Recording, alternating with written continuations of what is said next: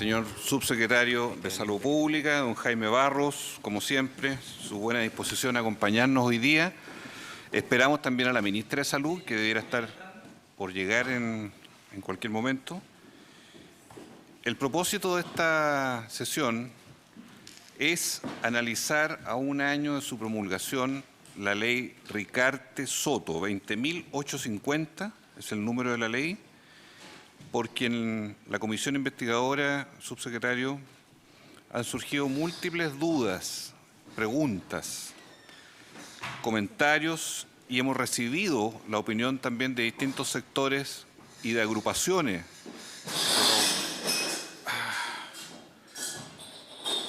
Son pequeños traspiés.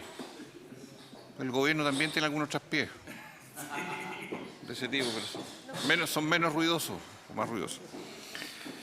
Las agrupaciones de pacientes han hecho ver a distintos parlamentarios su inquietud, la hemos recibido, han sabido, y como la ley Ricarte-Soto tiene como propósito el poder proporcionar no solo medicamentos, sino que elementos y alimentos de uso médico. En lo que se refiere a medicamentos, naturalmente está el grueso, está lo más caro muchas veces, y queremos hacer con ustedes una evaluación de lo que ha sido la ley Ricarte-Soto, que usted recordará, subsecretario, en su paso por la Comisión de Salud de la Cámara de Diputados, tuvo un paso veloz y expedito. Usted recordará, antes del 21 de mayo del año pasado, donde le dimos todo el apoyo, hicimos las correcciones que había que hacer y eso permitió un excelente acuerdo antes del 21 de mayo de esa época. Le ofrecemos la palabra entonces, sin más, al subsecretario de Salud Pública, a no ser que usted quiera esperar a la ministra. No sé si hay alguna avanzada presidencial aquí que podría... Tiene la palabra, subsecretario. Bueno, muchas gracias, presidente. Por su intermedio, saludar a los miembros de esta comisión, honorables diputados y diputadas. Una buena oportunidad para dar cuenta del avance en la implementación del sistema de protección financiera para diagnóstico y tratamientos de alto costo, más conocido como ley Ricarte-Soto. Recordar que la ley Ricarte-Soto viene a representar un compromiso de parte de la presidenta Bachelet y que va orientado, ¿cierto?, a apoyar a las familias que por años han debido abordar los problemas costeando altos tratamientos de alto costo para enfermedades que afectan a sus seres queridos. Vamos a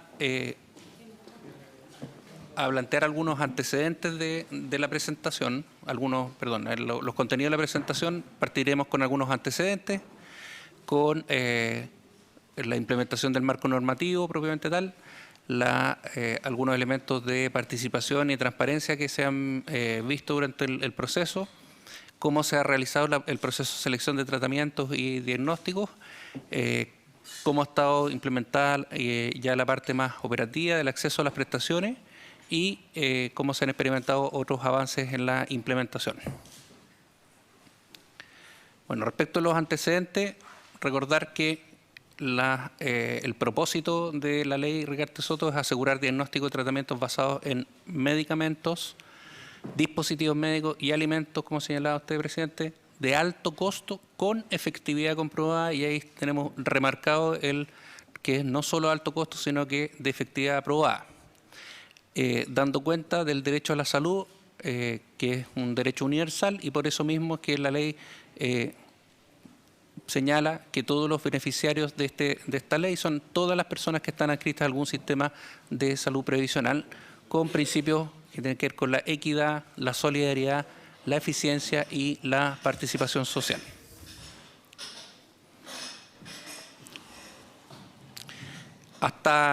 Desde la marcha de los enfermos en mayo del 2013, podemos ver que prácticamente en menos de 2 años llegamos a la dictación del primer decreto que identificaba los primeros tratamientos y sus protocolos.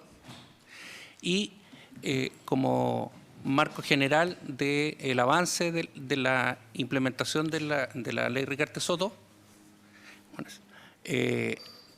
tenemos el primer decreto que tiene una vigencia hasta diciembre del 2016, para lo cual se destinan los 30.000 millones iniciales del 2015 más 60.000 millones de pesos del 2016. El segundo decreto tendrá vigencia hasta diciembre del 2017,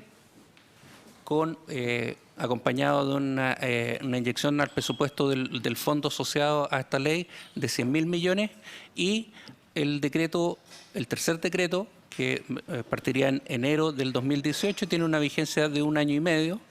De ahí para adelante se suman 100.000 millones anuales al fondo. Bienvenida. Hola, buenas tardes. Ministra.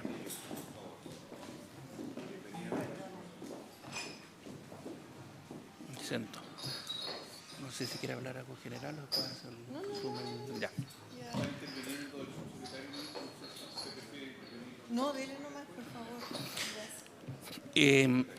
Y de ahí para adelante serán 100.000 millones de pesos anuales los que se le irán adicionando a este fondo anualmente.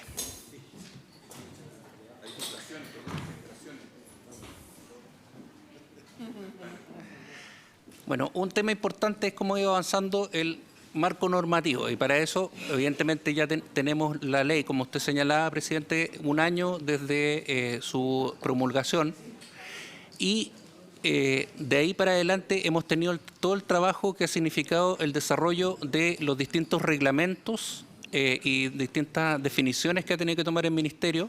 Como usted puede ver, ya se han emanado de parte del Ministerio 8 decretos, el decreto 59/2015, que establece el reglamento para el procedimiento que fija el umbral de costo anual para determinar si un diagnóstico o tratamiento es de alto costo, el decreto 54, también del 2015, que establece la normativa para el otorgamiento y cobertura financiera de los diagnósticos, el decreto 80, que determina cuál es el umbral, el 87, que determina los diagnósticos y tratamientos de alto costo con sistema de protección financiera, que es lo que llamamos el primer decreto, porque es el primero en establecer aquellos tratamientos y diagnósticos que están protegidos por la ley. Luego está el decreto 16/18, ¿cierto?, que determina el fondo para diagnóstico y tratamiento de alto costo. Luego el que define la red de prestadores que otorgará las prestaciones del sistema de protección financiera. El decreto 91 de 2016, que establece el reglamento para la normativa sobre el registro de asociaciones y agrupaciones de pacientes de enfermedades o problemas de salud contemplado en la ley, que es un prerequisito para poder constituir la comisión de priorización y la comisión ciudadana, ¿cierto?, de seguimiento. El reglamento que establece la normativa de implementación del sistema informático de seguimiento, monitoreo y control de otorgamiento de prestaciones, ¿cierto?, de enero también del 2016. El decreto 1, que establece el reglamento que establece los mecanismos de reembolso a prestadores por parte de FONASA en los casos previstos en el artículo 3º, y todavía estamos trabajando en 3 otros reglamentos, uno que dice relación con el procedimiento de determinación de diagnóstico y tratamiento, ¿cierto?, que establece el funcionamiento de la priorización, uno que establece el funcionamiento de la Comisión Ciudadana de Vigilancia y Control, y un tercer reglamento que se está trabajando en una mesa de trabajo con los distintos actores involucrados, que se refiere a los ensayos clínicos y los productos sanitarios defectuosos.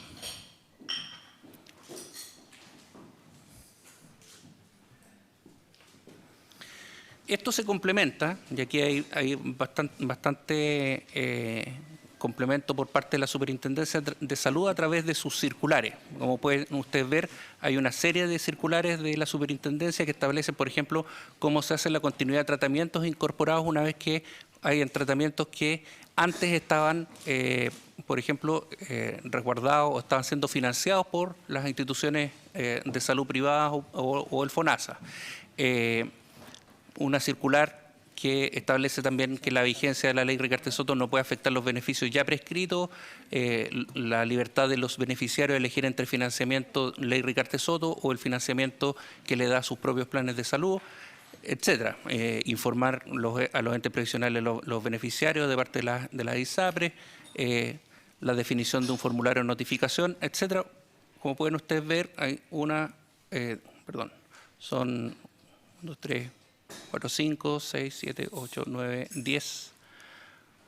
10 circulares que ya han sido emitidas por parte de la superintendencia y que complementan la normativa dada por los reglamentos. Y en este momento se está trabajando en la superintendencia 4 circulares que está pendiente de emitir, una que establece el procedimiento que permite tender a que la red de Ley Ricarte Soto converja con las redes establecidas por la ISAPRE para otorgar otro tipo de beneficios, precisando el concepto de prestaciones asociadas y asegurando la continuidad del tratamiento por parte de FONASA. Una segunda circular que actualiza la aplicación informática para notificar las urgencias vitales de manera tal que pueda notificarse las hospitalizaciones G de un paciente que es beneficiario de la Ley Ricarte Soto, conforme a lo establecido en el decreto 1 de marzo del 2016. Otra circular que está orientada a incorporar como materia de arbitraje la recalificación de una situación como de urgencia vital o secuela funcional grave, conforme a lo señalado en el decreto 1. Y otra circular que emite información que debe entregar FONASA y Senabast a la superintendencia respecto de los precios unitarios, frecuencias y prestaciones otorgadas que formen parte del sistema de protección financiera de alto costo y que hayan sido requeridas en este carácter. Respecto de participación y transparencia, que es importante destacar, la ley establece la existencia de 2 comisiones que son espacios de participación. Por una parte, la Comisión Ciudadana de Vigilancia y Control, que tiene como función asesorar a los ministros de Salud y de Hacienda a través de monitoreo de funcionamiento de este sistema y la respectiva elaboración de recomendaciones, como indica el artículo 22 de la ley. Y el reglamento, como les señalé, que rige el funcionamiento de esta comisión, está en proceso de elaboración.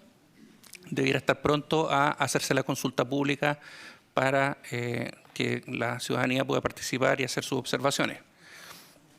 La otra instancia de participación que establece la ley es la Comisión de Recomendación Priorizada, que se encarga de la evaluación técnica de la evidencia, en la que, habiendo sido analizada, debe ser priorizada sobre la base de valor científico, económico y social que el tratamiento importe, y para su creación se debe tener el funcionamiento, el reglamento de la Comisión Ciudadana de Vigilancia y Control, y mediante una resolución entonces debe crearse esta comisión que entraría en funciones para la definición de los tratamientos a proteger en el tercer decreto.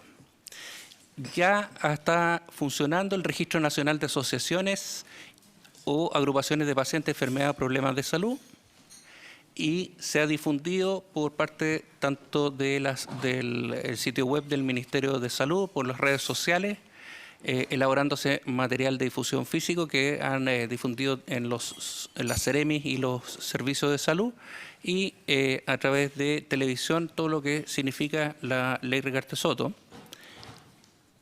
Hemos tenido algunos requerimientos de transparencia. A nuestro ministerio se han solicitado 20 veces información, todas están respondidas, y básicamente los tópicos principales de las consultas por transparencia dice relación con el proceso de determinación de las 11 primeras patologías incorporadas, información sobre los tratamientos incorporados, o sea, uno es cómo se determinó, segundo sobre los tratamientos mismos, sobre el número de beneficiarios de la ley, y se han solicitado las actas de distintas reuniones, distintas instancias. Por otra parte, han llegado también solicitudes ciudadanas que han sido gestionadas por las oficinas de información y reclamos de salud. Nos ha llegado en total de 15 solicitudes en este tiempo, la mayoría de las cuales son consultas de información y que se han canalizado principalmente a través de Salud Responde o del sitio web del Ministerio de Salud. No ha habido hasta ahora ningún reclamo ni ninguna felicitación tampoco.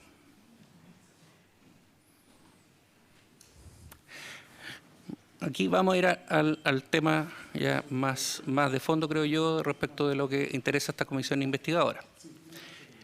¿Cómo se seleccionó? Esto ya lo presentó en una oportunidad la ministra, también acá en el Congreso, en una sesión plena. ¿Cómo se seleccionan los tratamientos que se incorporan al sistema, teniendo en consideración, ¿cierto?, por una parte el derecho universal, por otra la evidencia científica y también la disponibilidad de redes asistenciales que se puedan hacer cargo? Aquellos tratamientos, primero, que tienen que sobrepasar el umbral de alto costo, que por el decreto definido el año pasado quedó establecido en los 2.418.399 pesos.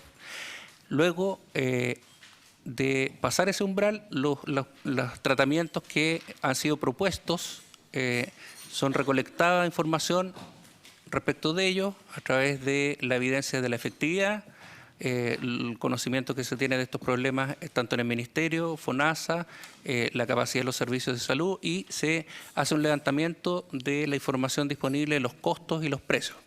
Luego se hace una evaluación, ¿cierto?, en que se aplican los criterios de efectividad y de calidad de la evidencia.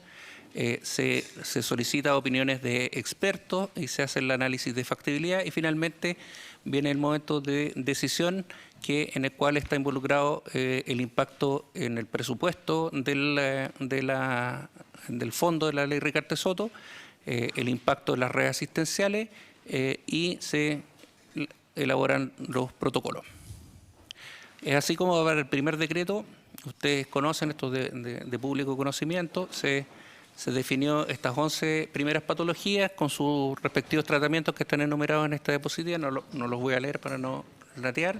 Cada uno de estos también implicó generar un protocolo de tratamiento, que están todos disponibles en la página web del Ministerio.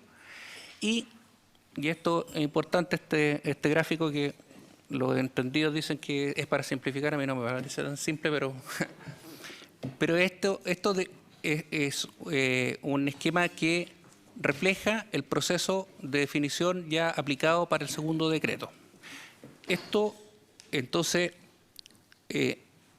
gran parte de la carga inicial de trabajo se lo lleva a la División de Planificación Sanitaria del Ministerio de Salud, en que se ha hecho llegar las solicitudes de incorporaciones de tratamiento tanto al Ministerio de Salud o a través de las organizaciones de pacientes, solicitudes de ciudadanía, y aquellos problemas que no fueron priorizados pero que habían sido evaluados en el decreto número 1. Todas estas solicitudes fueron incorporadas y se hizo un primer listado. Este listado, que está aquí mencionado, ¿cierto?, como listado 1, pasó a un primer análisis que se denomina en jerga técnica análisis de knockout, o es decir, si cumple algún criterio knockout, quedan fuera. Por ejemplo, si el tratamiento no es de alto costo, es decir, si no supera el umbral de alto costo, knockout queda fuera. Si el tratamiento, por ejemplo, no hay disponibilidad de ningún especialista que sepa utilizar el tratamiento, también un criterio knockout. Si el costo es tan alto que es más que la plata disponible en el fondo, también es un criterio knockout. Todos los que quedan entonces no pasan por knockout, quedan como tratamientos descartados y quedan a la espera de un futuro reanálisis, porque la idea no es que no sean queden descartados para siempre, sino que en la medida que la experiencia nos muestra que estos tratamientos de alto costo tienen alto costo porque están protegidos por patente, porque no hay difusión de información, porque no hay tratamientos similares, por ejemplo, tienen monoproveedores, pero en la medida que pasan los años pronto pueden que los precios bajen o que se den otras condiciones que nos permitan su incorporación futura. Por lo tanto, después de estos criterios knockout, viene un segundo listado que entra al análisis de la evaluación de tecnología sanitaria. Esto implica una evaluación de la efectividad del tratamiento y también de los costos asociados y los costos futuros, o sea, un análisis de costos y de efectividad, no necesariamente solo de la relación entre costo y efectividad, sino que cada uno por separado. Y este listado, entonces, también se incorpora, y ahí la ministra instruyó la creación de un comité, de una comisión que incorpora representantes tanto de la propia Subsecretaría de Salud Pública, que es la DIPRESE, como la DIPLAS, pero también de FONASA y CENABAST, y además consultas a especialistas y expertos clínicos, constituidos a través de comisiones de expertos, como la Comisión de Enfermedades Raras, que se hace todo el análisis de la evidencia científica para estar cierto de que estos tratamientos son realmente efectivos para lo que se supone y en qué situaciones serían efectivos, en qué situaciones son aplicables, ¿ya? Porque de repente se hace presión porque un determinado tratamiento o un determinado dispositivo sea utilizado, sea de harta disponibilidad para las personas que tienen X patología, pero la evidencia científica puede ser que muestre que solamente es efectivo en determinado tipo de paciente, un subgrupo de eso, y eso evidentemente va a repercutir en lo que va a significar el gasto y por lo tanto en la capacidad que tenga el sistema de responder frente a esa intervención, ese tratamiento o ese alimento o diagnóstico que se quiere incorporar. Perdón. Además, viene un proceso en que ahí se excluye de la conversación la CENABAST, porque es el que va finalmente a comprar, ¿cierto? Por la ley de compra está excluido, y la comisión hace una ronda de exploración de precios con los laboratorios, en los cuales se plantea que los tratamientos que están en evaluación, y los laboratorios entonces dicen, bueno, si nosotros nos compran, nosotros vamos a ofrecer o vamos a llegar a la licitación con un precio de tanto. Hubo oportunidades con el decreto anterior en que no se bajaron nada, y el laboratorio que más se bajó creo que se fue 65% respecto del precio de mercado. Finalmente, entonces, esto genera un informe, ¿cierto?, en que cada uno de los tratamientos tiene una carpeta, y esa carpeta va al análisis de la ministra, ¿cierto?, que es presentado por la Subsecretaría de Salud Pública, quien se define en una reunión de autoridades el listado final que va a ser entonces implementado en el decreto número 2. Esto está repetido, perdón. Luego se hace el decreto y se elaboran los protocolos de tratamiento. En este momento estamos a puerta de la presentación de todo el paquete de los tratamientos evaluados para el segundo tratamiento a la ministra. Cosa que debería pasar dentro de los próximos 15 días.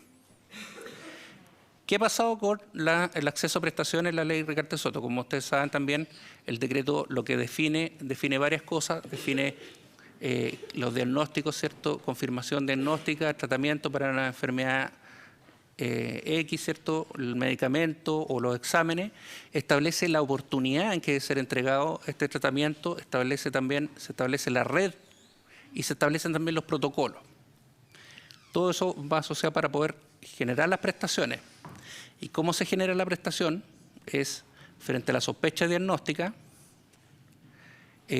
el médico tratante notifica, y la notificación es mediante un sistema online en que se sube la información del paciente. FONASA designa un prestador aprobado, que puede ser el mismo que hizo la sospecha diagnóstica, pero si no está como prestador aprobado, entonces se deriva a otro prestador en el cual hay una posibilidad de que el paciente pueda elegir, y finalmente en la red aprobada se confirma el diagnóstico y se inicia tratamiento. Para poder evaluar esta red de prestadores, el Ministerio también generó una comisión de evaluación de prestadores, en que si bien la definición final lleva la firma de la Subsecretaría de Redes Asistenciales, participan representantes también de la Subsecretaría de Salud Pública y de otras instancias, porque para poder aplicar esto en un tiempo récord se necesitó que todos pudieran incorporar desde distintos puntos de vista la elaboración de la norma técnica que establece los estándares para la aprobación de los prestadores, y ha seguido funcionando esta comisión como una evaluadora de cumplimiento de estos estándares. Ahora, esta aprobación de red de prestadores no ha sido un proceso simple. ¿Por qué? Ha sido más bien algo más lento de lo que hubiéramos querido. En primer lugar, porque se ha requerido una gran documentación verificable. Por otra parte está el problema de escasez de especialistas, y lo que ha llamado la atención es que hubo un menor número de prestadores privados que postularon en forma en definitiva y han logrado ser aprobados porque no eran capaces o no querían cumplir con algunos requisitos que se habían puesto dentro del parámetro de probidad. ¿A qué nos referimos? Básicamente a dos cosas. Uno, que la norma técnica originalmente establecía que los prestadores aprobados tenían que publicar en sus páginas web todas las beneficios o relaciones que tenían con laboratorios. Y hubo un importante número de centros privados que se negaron a publicar esa relación con los laboratorios y que como no lo querían hacer, tampoco entonces se iban a incorporar a la ley Rigarte Soto. Y por otra parte, también se pide que los prestadores hagan una declaración de conflicto de interés, especialmente en el ámbito de la investigación, lo cual también dificultó en algunos casos una definición, porque en la norma técnica originalmente no había quedado definido qué es lo que pasaba cuando había un conflicto de interés, si es que ese prestador quedaba fuera o no quedaba fuera, o cuál era el grado de conflicto de interés. Estas dos situaciones se subsanaron mediante modificaciones de la norma técnica. Respecto de la publicación en la página web, se eliminó ese requisito porque la intención del gobierno es que en la ley de medicamentos más tarde nosotros vamos a exigir esa información a los laboratorios, o sea, que sean los laboratorios los sujetos activos que, si tienen alguna relación con prestadores, van a tener que informar de todas las transferencias que les hacen a los distintos prestadores, tanto institucionales como individuales. Y por otra parte, respecto de los conflictos de interés que he establecido, que es la comisión de evaluación de los prestadores la que juzga, ¿cierto?, y establece si es que un conflicto de interés es contrario al interés público de tener a ese prestador como un aprobado. Es así como al 30 de abril ya tenemos 61 prestadores aprobados, el 74% de los cuales corresponde al sector público de salud, y ahí está el desglose. Si ustedes se fijan, las aprobaciones de prestadores, no necesariamente un prestador está aprobado para todos los tratamientos. Para cada tratamiento hay una evaluación de la capacidad de ese prestador para poder dar tratamiento en el caso de la patología en particular. Y ustedes pueden ver también que, y esto ha sido un trabajo bastante interesante, hemos podido ir incorporando prestadores de las Fuerzas Armadas, lo que ha sido bastante importante también como apoyo. Respecto de la evolución de los beneficiarios, según tipo de previsión, el 91% de las personas ya incorporadas son usuarios de FONASA, un 7,9% de ISAPRE y un 0,5% de las Fuerzas Armadas.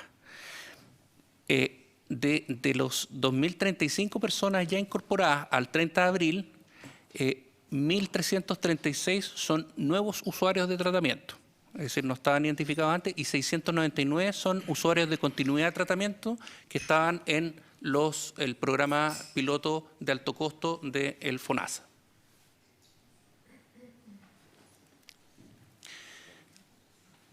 ¿Sí? Sí.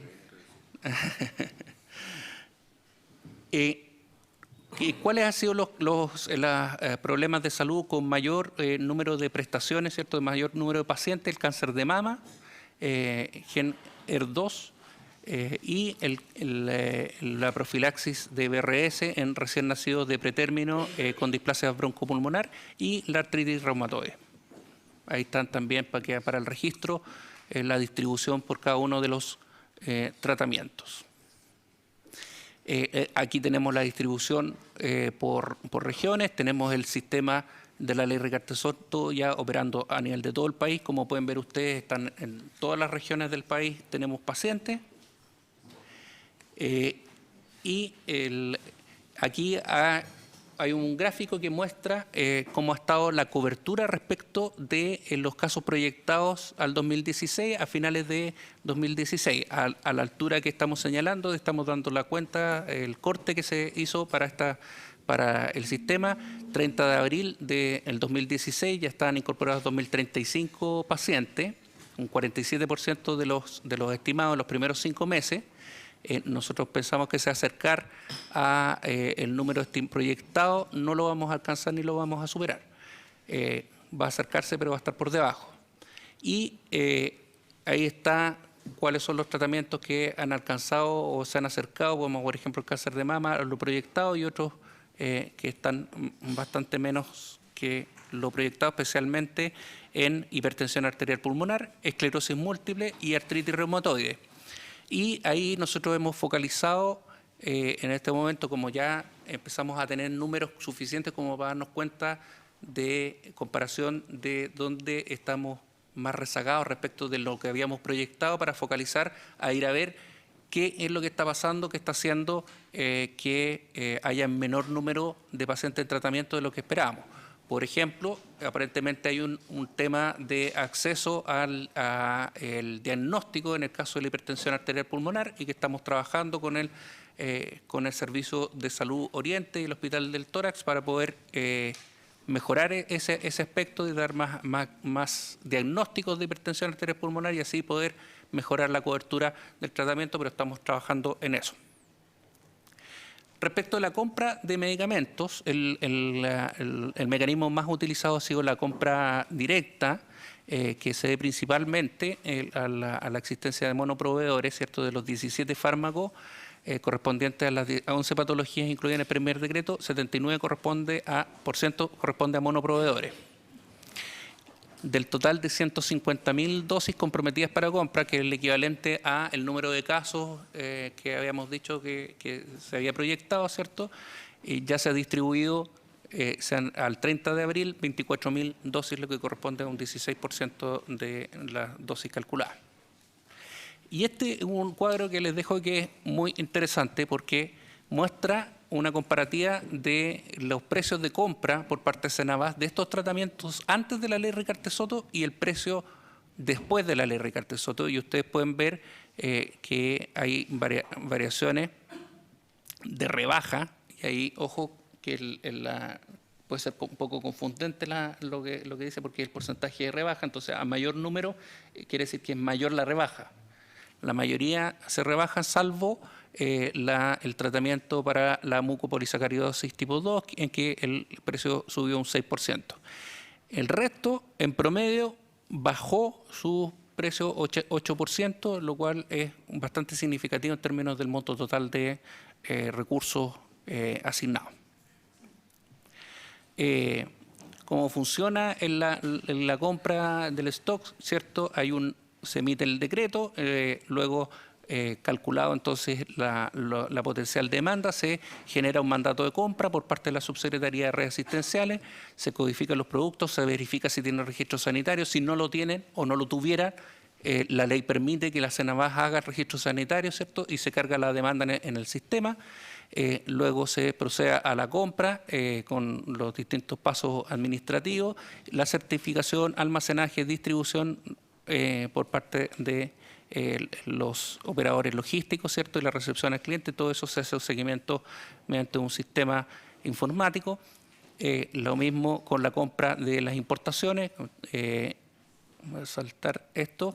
¿Y qué es lo que ha pasado ahora con la evolución de lo que hemos gastado de los recursos que fueron asignados? El fondo disponible, que era el 80% del fondo total, como establece la ley, ¿cierto? Un marco de definición para tener un colchón ante eventualidades de que los precios subieran o porque la demanda hubiera sido estimada demasiado por debajo, entonces nos exige que calculemos lo que vamos a gastar con el 80% de lo disponible. El fondo tenía asignado 90.000 millones de pesos, ¿cierto? Y por lo tanto, con los 72.000 millones que calculamos, ¿cuánto ha sido lo que realmente se ha gastado al 30 de abril? Es 30.755 millones, equivalente al 43% del fondo. Es lo que ya está comprometido contractualmente. Y efectivamente gastado 8.376 millones. Como pueden ver ustedes en el cuadro que está abajo, los 8.000 son los que está ya cancelado, y el resto del año lo que deberíamos estar gastando es 30.000 millones. Por lo tanto, nos va a quedar vamos a estar gastando aproximadamente la mitad del fondo durante este año, lo cual nos va a dejar un importante remanente para el cálculo del segundo decreto. Y eso es importante también destacar de las eficiencias que ha generado la existencia de este sistema. Otros avances de implementación que nos gustaría destacar, que muy brevemente, que ha implicado que las distintas instancias también de las instituciones autónomas asociadas al Ministerio de Salud han estado avanzando en sus respectivos ámbitos de funcionamiento, como por ejemplo parte del FONASA, estableciendo los convenios con prestadores en la medida que han sido aprobados, entregando información de la trazabilidad del fondo mensualmente, información de trazabilidad de los pacientes, que es otra función que tiene asignado mediante la ley el FONASA, está publicando mensualmente los beneficiarios de la ley y por patología y por región, está entregando un registro interno y el análisis de la información según los requerimientos por parte del Ministerio. Está definiendo prospectivamente nuevos convenios, ¿cierto? Detenerme mucho más. En cuanto a la Senabast, también ha ido implementando sus procesos de compra, de licitación, adquisición, especialmente orientado a la ley Rigarte-Soto. Estableció cómo procede en caso de suspensión de registro o de quiebres de stock, ¿cierto? Y de la información que tienen que hacer los proveedores respecto de eventuales quiebres de stock. Y he estado enviándonos información mensual respecto de los precios de estos medicamentos. Se está haciendo un monitoreo. Finalmente, el Instituto de Salud Pública también ha ido estableciendo ciertas adecuaciones en su funcionamiento en virtud de la ley Rigarte-Soto, que tienen que ver con el registro, con la notificación de las suspensiones voluntarias, temporales o parciales, adecuaciones en su plataforma web Gicona, remodelando esta aplicación para mejorar la presentación de la información. Se está trabajando en remodelar e informar el procedimiento para monitoreo, información, procesamiento y fiscalización de las suspensiones voluntarias, reforzando los equipos fiscalizadores, constituyendo un mapa de vigilancia, está participando en el reglamento de ensayos clínicos, ¿cierto? Y después van a tener a cargo su fiscalización. Está trabajando la reglamentación farmacéutica que considera la autorización provisional para los usos con fines de investigación científica, etc. Finalmente, destacar, ¿cierto?, que el Ministerio ha desarrollado un sistema informático específico para la ley Rigarte-Soto, que tiene básicamente 4 módulos: un módulo de registro y seguimiento de los beneficiarios del tratamiento de alto costo, un módulo de compras y distribución, módulo de stock y módulo de movimientos del fondo, que reportan específicamente, tal como señala la diapositiva, seguimiento del paciente, los gastos ejecutados, tanto por paciente como por producto, las cantidades entregadas de tratamiento, el gasto ejecutado por prestaciones asociadas a cada prestador. Información que también puede entregar este sistema, los tratamientos de alto costo otorgados, sus modificaciones en el tiempo, nos puede alertar de irregularidades detectadas respecto de stock esperado versus el recibido o el no retiro de medicamentos por parte de los beneficiarios, nos puede reportar los pedidos y compras a laboratorio efectuados por FONASA a través de la Senabast y su distribución efectuada por esta en el volumen físico o en los recursos monetarios.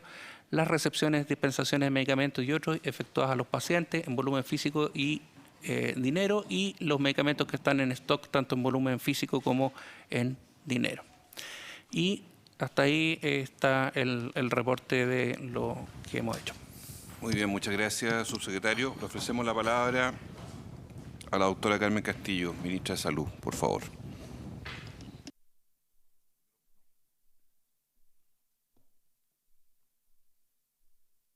Gracias, señor presidente. Muy buenas tardes. Por su intermedio, saludar a todos los presentes. Efectivamente, esta presentación que ha hecho el subsecretario de Salud Pública da cuenta de los avances en la implementación de la ley Ricardo Soto, que si ustedes pueden observar, ha significado bastante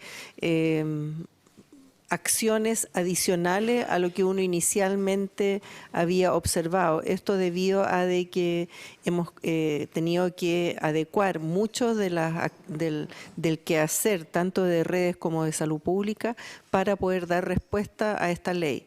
La ley es tremendamente importante, es tremendamente segura, y por el hecho de ser universal tenemos que velar para que realmente tenga una permanencia y una respuesta muchas veces de por vida para las personas.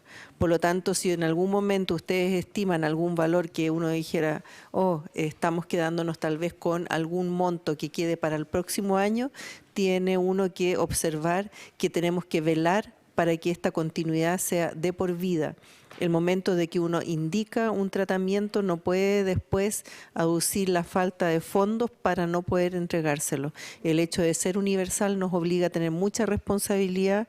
Los montos son tremendamente importantes de considerar, y por eso es que, algo que señalaba el subsecretario, Senavas debe de continuar velando porque consiga algún tipo de, en el exterior o a nivel nacional, montos del valor de medicamentos realmente que sean asequibles y que no signifiquen esto menor calidad. Todos estos elementos son tremendamente importantes. El Instituto de Salud Pública debe velar por la calidad también del producto que uno está adquiriendo. Es decir, todos estos son elementos que tenemos que tener presente al momento de tomar la decisión. Estamos trabajando ya para el segundo decreto, tal como decía el subsecretario, y para nosotros este segundo decreto es tremendamente importante que tenga todos los razonamientos del ETESA, que vean técnicamente que tiene una justificación. Sabemos de que hay mucho interés de conocer cuáles son las patologías, pero creemos y estimamos de que esto debe tener suficiente sustento cuando se exhiba hacia la comunidad. Nosotros esperamos contar con esta información cuando ya esté trabajada. Estamos en la fase final, tal como señalaba el cronograma. Estamos ya en la definición de lo que será este segundo decreto.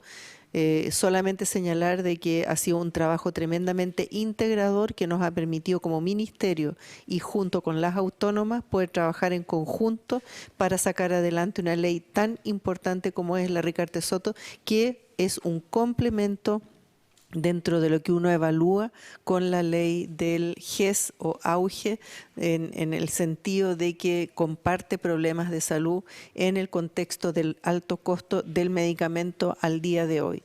Sin embargo, sabemos que la ley puede ir incorporando dispositivos médicos y diagnósticos y alimentos que pudieran ser también agregados en algún momento. Hoy día está en el contexto de los medicamentos.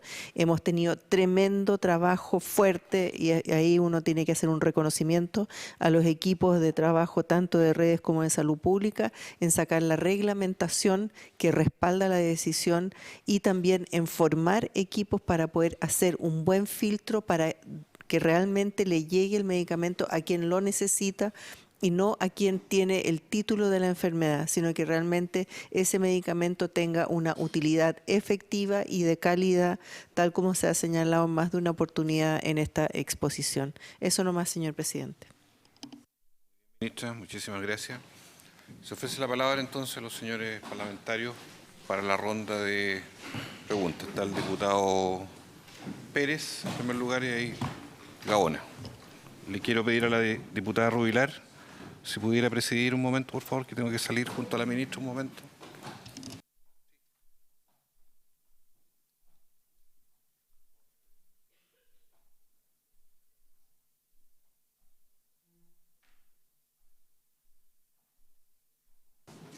Le damos la palabra entonces al diputado Pérez. Gracias, presidenta. Qué lástima que haya salido la ministra. Bueno, las preguntas, digamos, porque sin perjuicio que está el señor subsecretario, pero la idea era justamente tener una comisión investigadora de Senabas, más allá que el informe de la ley Rigarte Soto, indudablemente que es un tema importante, pero el objetivo de esta comisión es el tema de los medicamentos. Me gustaría, presidenta, o dejo mi vuelta para cuando ingrese la señora ministra. Sí. Diputado Gaona, ¿tiene consulta o prefiere que esperemos? Diputado. No, es muy específica, subse la pregunta. Tiene que ver con cuánto efectivamente está logrando con términos de cobertura para algunas patologías, específicamente en el caso del mal de Fabry, que usted debe conocer tanto como yo la situación que tenemos en la región de Coquimbo, especialmente en las localidades de Coquimbo y Guanaquero. Tenemos 72 casos, sin embargo veo que solo hay cobertura para 38. Más allá de que uno puede entender de que efectivamente el déficit o el aparente déficit de cobertura pueda tener que ver con los recursos, me gustaría saber cuál ha sido el mecanismo de selección de los pacientes beneficiarios, que pudiera profundizar sobre cómo están seleccionando esos pacientes, entendido de que probablemente no estén los 72 por el tema financiero o de financiación del tratamiento, pero sí me gustaría saber cómo han estado eligiendo a quienes efectivamente están recibiendo el tratamiento y los que están quedando fuera, cuáles son las expectativas de integrarse en qué minuto al tratamiento. Sí, subsecretario, dado que hay pocos parlamentarios, yo preferiría que pudieran responderle inmediatamente, cosa de que si hay dudas del diputado pueda volver a reconsultar. Bueno, por su intermedio, presidenta,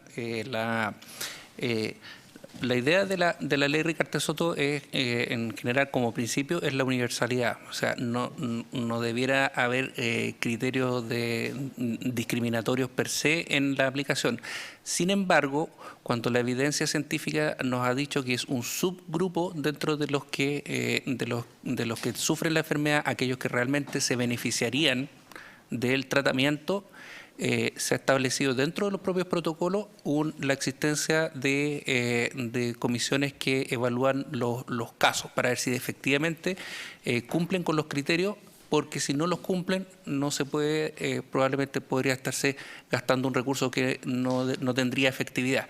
Y eso básicamente se da, si mal no recuerdo, en esclerosis múltiple y artritis reumatoide. No sé si existe alguna otra patología con comisión, creo que esas son las únicas dos. ¿Ah? En Fabry, cáncer.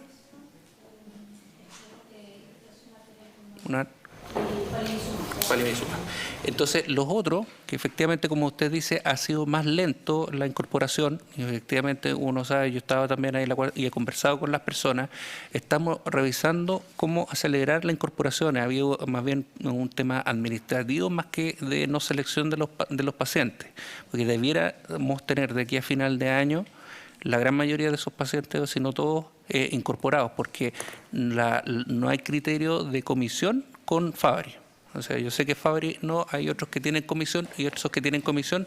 Lo que está establecido es de acuerdo a los protocolos, porque algún genotipo en especial o alguna presentación clínica en particular es la que a la cual le sirve el tratamiento, y para eso entonces hemos establecido esas comisiones que son comisiones de expertos. Debo entender entonces de que con respecto de Fabry no hay ninguna comisión de selección de los pacientes beneficiarios. Por tanto, uno podría entender de que debiéramos tender a tener cobertura total, sí, y que la falta de cobertura que tenemos hoy día obedece más bien a un tema administrativo, ya que el Servicio de Salud local tendrá que resolver en el corto plazo, me imagino. ¿Secretario? ¿Sí? Me recuerda aquí la asesora que lo que están haciendo con Fabry es corroborar los diagnósticos en este momento. ¿Ah? O sea, la corroboración del diagnóstico con su prueba diagnóstica y ingresan al tratamiento. Sí, sí. Vamos a esperar. Hago la consulta yo, no hay problema. Muy bien. Subsecretario, quisiera consultarle si es que nos puede adelantar, en una de esas nos va a decir que no, pero si es que nos pudiera adelantar, ¿hacia dónde va la formación de la Comisión de Recomendación Priorizada? O sea, ¿cómo se va a formar? ¿Cuál es la idea que tienen? ¿De quiénes van a participar exactamente? Etcétera, si es que se puede. Yo entiendo que aquí dice usted que la resolución para su creación se encuentra en reacción. Voy a hacerles las consultas, todas por mientras. Quiero preguntarle por las comisiones que dice que están en funcionamiento. Comisión de esclerosis múltiple, comisión de hipertensión pulmonar. ¿Quiénes son las personas que forman esa comisión? ¿Cuántas personas son? ¿De dónde son? ¿Dónde trabajan? ¿Qué especialidad tienen? Si nos puede informar más al respecto de esas comisiones. Quisiera, si usted pudiera, subsecretario, contarnos esto que le preguntaron por transparencia, porque sería súper interesante que nos pudiera contar efectivamente cómo fue el proceso de determinación de las 11 primeras patologías, cómo se hizo, porque no hemos tenido esa posibilidad aquí de conocerla, cómo se hizo, cómo se determinó, por qué se determinaron esos tratamientos, si bien usted lo dijo en grosso modo, pero más específico de por qué. No sé si entendí mal, y usted me corrige, subsecretario, en algún momento en la diapositiva en la cual usted muestra lo que ustedes esperaban que hubiera de cobertura y lo que finalmente termina existiendo hasta el momento, dijo algo así como que, quizá entendí mal, insisto, como que había dificultad en el diagnóstico. ¿Ya? ¿Qué significa que haya dificultad en el diagnóstico? Significa que en el primer decreto está cubierto solamente los medicamentos y no está cubierto el diagnóstico, y ese es el problema que están teniendo, ¿o qué? ¿Qué significa ese problema de diferencia en el diagnóstico? Quisiera preguntar, porque aquí sale que uno de los principales, de las principales coberturas está dado por cáncer de mama, que decía que la principal es artritis reumatoide, creo. Necesito entender, porque cáncer de mama, dicho por las agrupaciones de pacientes que pelearon el medicamento para el cáncer HER2 positivo, que lo ganaron en el 2012 en unas marchas bastante notorias, digamos, en nuestro país, ellos dicen de que ellos ya habían ganado este derecho y que la inmensa mayoría de los pacientes son FONASA, y eso ya lo habían ganado. Entonces, aquí sale como que gracias a la ley Ricarte Soto ingresó un montón de pacientes, pero ¿ese derecho ya estaba ganado o no?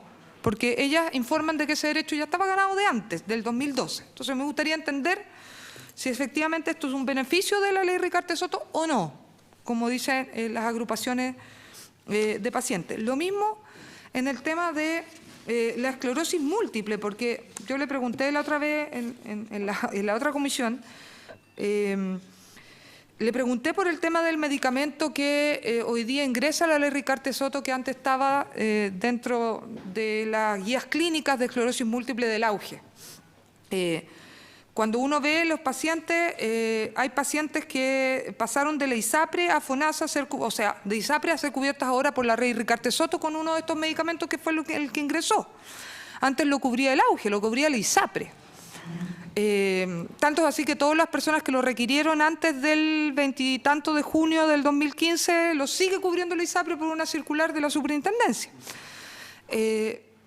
Esto significa que finalmente hoy día el Estado se está haciendo cargo de ese costo que, de no haber sido modificado, habría seguido siendo cubierto por la ISAPRE. O sea, el Estado se está haciendo cargo de pacientes ISAPRE que, de no modificarse ese decreto, tendrían que haberlo seguido cubriendo.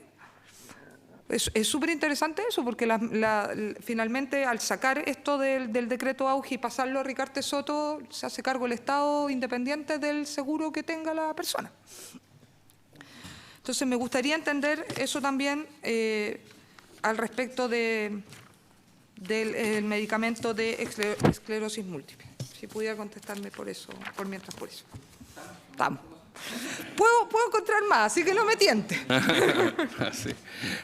Bueno, Presidenta, en primer lugar, respecto de la Comisión de Recomendación Priorizada, La ley establece que está compuesta por 12 miembros, 2 de los cuales son representantes de la ciudadanía. Por eso es necesario tener el reglamento que fija tanto la Comisión de Vigilancia como el cómo se va a elegir a estas 2 personas dentro de esta Comisión de Priorización antes de poder nominarla. Lo que sí se ha estado trabajando es que el resto tiene que ser miembros, expertos en este tipo de problemas, determinados con una convocatoria múltiple que los determina una convocatoria pública determinada por el Ministerio de Salud. ¿Qué es una convocatoria pública? Una convocatoria pública, sí. La verdad es que, y a propósito de eso, las comisiones que ya están funcionando son comisiones que están compuestas por expertos. Yo no sabría decirle cuánto específicamente tiene cada una de las comisiones, porque las comisiones están organizadas desde la Subsecretaría de Red, entonces cada una de ellas tiene un presidente y tiene distintos miembros que fueron seleccionados también por la referencia de los pares.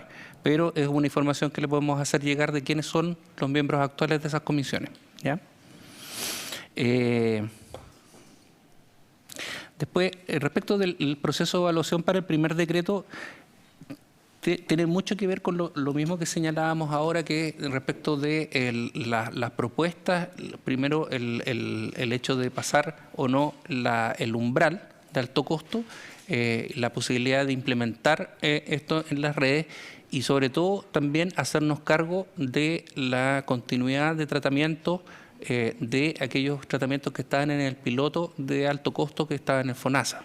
Y ahí yo lo vinculo un poco con el tema que señalaba usted respecto del derecho, porque el piloto de FONASA estaba concebido como una cosa transitoria, o sea, eventualmente podía desaparecer, podía disminuir o quedar limitado, como era lo que estaba pasando con algunas de las patologías, es decir, tenemos cupo para tantos pacientes. Y el paciente cupo más 1 ya no cabe. No cabe porque en realidad esto es un piloto. Entonces lo que estaba en el fondo era que los tratamientos de alto costo, que seguían siendo tratamientos de alto costo, pasaran a la ley Rigarte-Soto, al financiamiento, cosas de garantizar el universo de los pacientes que tenían ese mismo problema. Entonces, el gran volumen de problemas que está, la mayoría de los problemas que están siendo financiados por el primer decreto coincide con aquellos que estaban en el primer decreto. ¿Cuáles no fueron traspasados? Aquellos, por una parte, porque no cumplían ahora, en la actualidad, con el criterio de alto costo, ¿cierto? Por ejemplo, la hormona de crecimiento, o porque no había evidencia suficiente en ese momento como para su incorporación de acuerdo a los estándares que le estábamos estableciendo al sistema, como por ejemplo en Morquio, ¿ya?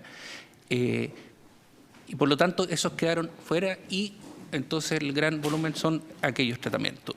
Para esta oportunidad se ha vuelto a evaluar la evidencia de Morquio, se ha vuelto a evaluar y se incorporaron la evaluación de otros problemas, otros tratamientos que fueron sugeridos tanto por la comunidad, por las propias asociaciones de pacientes y por los especialistas dentro de los parámetros que hemos establecido, o sea, que son de alto costo, que existe la posibilidad de implementar ese tratamiento en nuestro país porque existen los especialistas para el caso y de ahí viene entonces la evaluación de la efectividad y qué es lo que se consigue con el tratamiento y eso es lo que ahora se le va a entregar a la ministra para hacer la priorización.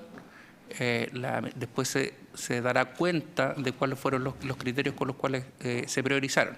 La idea de esto es que básicamente es incorporar. Y ahí viene en parte la razón por la cual se crea una comisión con participación ciudadana para hacer esta priorización más adelante. Es que es muy difícil tener criterios exactos, ex ante, para poder sopesar la importancia de un tratamiento versus el otro. Me explico, porque hay tratamientos que, por ejemplo, aumenta o su efectividad está medida en el aumento de la capacidad pulmonar desarrollando una determinada actividad, como por ejemplo caminar.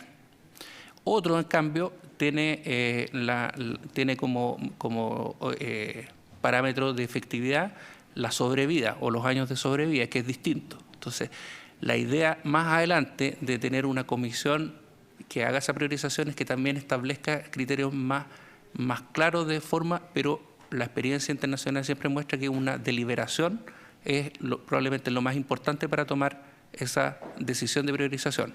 Y en este momento, como estamos desarrollando el sistema, lo que podemos llegar es hasta cuánto tenemos de la evidencia que soportaría la incorporación de cada uno y, bueno, corresponderá por esta última vez que la autoridad máxima del Ministerio decida dónde hace más sopesar algunos criterios versus otros, y eso se dará cuenta pública en su oportunidad. Respecto de las dificultades de diagnóstico, efectivamente, tal como les señalaba en la presentación, ha habido algunos problemas en que hemos visto que la diferencia o la incorporación ha sido más lenta de lo que se ha esperado en algunos problemas, y hemos tratado de ir identificando esto, digamos, pocos meses, poco tiempo de la implementación de la ley, y específicamente con la hipertensión arterial es un procedimiento de diagnóstico que es difícil, del cual es difícil de acceder porque no hay mucha disponibilidad para hacerlo, pero estamos viendo cómo aumentar la disponibilidad para hacer ese examen, porque no es un problema de costo tampoco, porque el costo también debiera ser asumido, como señala la ley, con cargo al fondo, como parte del diagnóstico de la hipertensión pulmonar, sino que tiene que ver más bien con la implementación del procedimiento. Y respecto del tema de la esclerosis múltiple, es bueno que plantea la pregunta, porque hay que ser claro. Lo que establecía el listado específico de prestaciones, y ahí había un error, era que hacía referencia no a un tratamiento específico, sino que a una familia, que son los inmunomoduladores.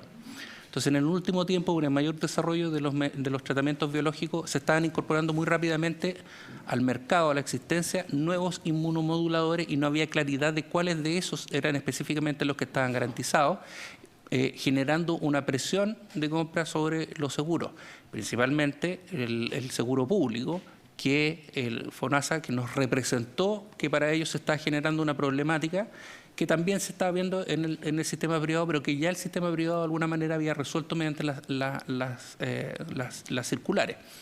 Ahora, ¿qué es lo que se hace? Se fija en determinado momento a qué tratamientos era lo que se estaba refiriendo el decreto GES del 2013 respecto de inmunomoduladores, y esos eran específicamente 2 tratamientos que son los que habitualmente estaban comprando en los servicios de salud y que están siendo financiados por el FONASA, lo cual no obsta a que vayan siendo incorporados, como fue el caso a través de la ley Rigarte Soto, un tercer inmunomodulador, en la medida en que la evidencia muestra que son incorporables para ser financiados.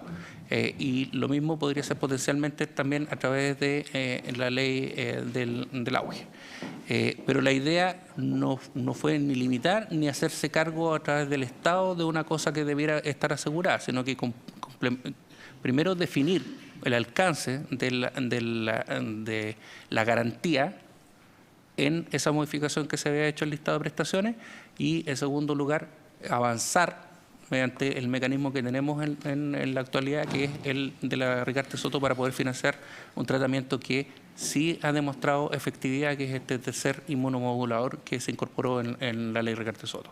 Entonces, yo sé, y eso lo puede dar cuenta cualquiera, aquí hay varios temas que ha habido que irse haciéndose cargo. Hay que recordar que la implementación de esta ley no tuvo ningún proceso de marcha blanca ni de pilotaje, sino que entró en vigencia inmediatamente. Y creo que los avances que ha tenido en la implementación han sido bastante más eficientes incluso de los que nosotros mismos esperábamos, a pesar de todo el trabajo que ha requerido por parte del Ministerio de Salud. Hay que recordar que la ley GES, ¿cierto?, tuvo 2 años de pilotaje antes de entrar en vigencia. En cambio, esta ley, inmediatamente decretado el primer listado de tratamiento, entró en vigencia inmediatamente. Diputado Pérez. Sí, bueno, dado que la reunión salió un poco más larga de la ministra con el señor presidente de la comisión titular, le voy a hacer las consultas al señor subsecretario en lo atingente a su tema. Y tiene que ver un poco con el objetivo de esta comisión. Esta comisión fue mandatada por la sala de la Cámara para ver el tema de los precios de los medicamentos. Más allá que indudablemente la guinda de la torta, los precios de medicamentos son justamente los tratamientos de alto costo o ley Ricardo Soto que estábamos conociendo hoy día. Y frente a su exposición, por su intermedio, presidenta, al señor subsecretario, usted en una de sus láminas habló que existirían conversaciones con laboratorios, y particularmente con un número determinado de laboratorios, en relación al tema de los precios. Y uno de los argumentos que se dio, o que usted expuso, es porque o son monoproveedores o porque no existen medicamentos bioequivalentes o podríamos denominar genéricos de estos medicamentos que son utilizados para los tratamientos de alto costo. Me gustaría saber si es así realmente y que son específicamente estos laboratorios. Quiero saber el número de laboratorios que son los, entre comillas, proveedores para los tratamientos de la ley Ricardo Soto. ¿Y a quién han arribado esas conversaciones? Porque aparentemente los datos que usted entrega, que se ha logrado una rebaja de un 8%, que también le aprovecho de preguntar, ¿ese 8% es descontado el IPC interno, digamos, o es nominal? Una segunda consulta, presidenta, por su intermedio al señor subsecretario, también en su exposición habló de la relación laboratorios-centros privados. Me gustaría que profundizara eso y entregara cuál sería el porqué de eso. Una tercera, cuarta pregunta ya. Esto de las compras directas. Lo hace Senabas, lo hace el Ministerio, en conjunto, en asociación. ¿Cuáles son los mecanismos que se están utilizando para ir a la compra de estos medicamentos de alto costo? Porque no olvidemos que, y quiero insistir, que aquí no solamente afecta a los enfermos de la ley Ricardo Soto, sino que aquí, si bien tienen un altísimo costo muchos de esos medicamentos, o los tratamientos, podríamos llamar, también tenemos muchos pacientes con enfermedades crónicas, sobre todo y particularmente de la tercera edad, que estamos hablando de millones de personas, no miles de personas, sino que millones de personas. Y eventualmente, de acuerdo a la disponibilidad de dinero de ellos, dadas las pensiones, indudablemente que resultan ser de altísimo costo. Si consideramos que el 67% del gasto del total de la pensión recibida por un adulto mayor hoy día en Chile en promedio corresponde al gasto en medicamentos, del total de la pensión. Entonces, si queremos llevarlo al extremo, podemos interpretar que también son tratamientos de alto costo, si bien no tienen la misma magnitud las enfermedades que ellos padecen. Y también quería consultar sobre eso. Y finalmente quería hacerle dos preguntas a la señora ministra, pero igual se las voy a hacer a usted, subsecretario, que tiene que ver un poco con lo que usted nos expuso también respecto a la información a la ciudadanía.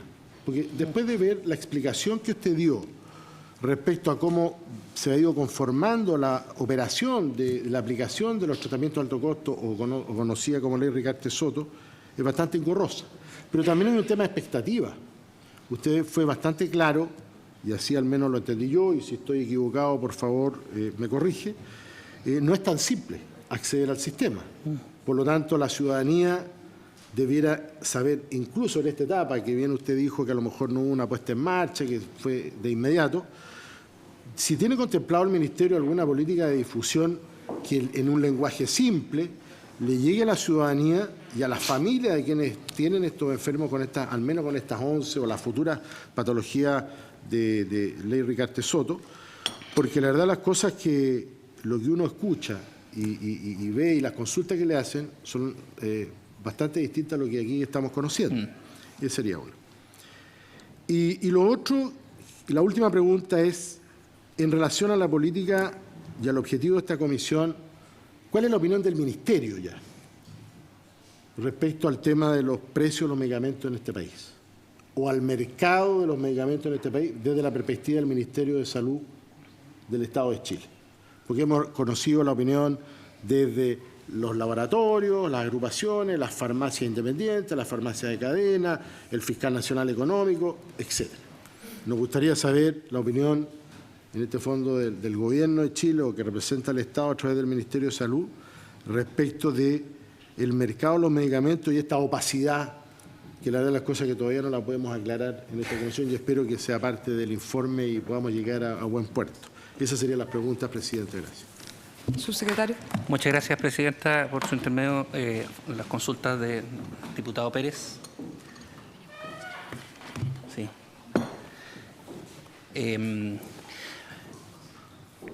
Bueno, a ver, respecto de los precios de los medicamentos que estamos comprando a través de la ley Ricardo Soto y este sondeo de la información, esto surge de mirar el proceso de evaluación de tecnologías sanitarias, como se denomina, y la experiencia de otros países. En otros países esto se hace las ofertas públicas de antemano, como estoy pensando en Inglaterra, en que se consultan los precios públicamente que van a ofrecer, y eso después se toma como máximo, se compara con lo que denominan un precio industrial máximo, y es un proceso que está normado como tal.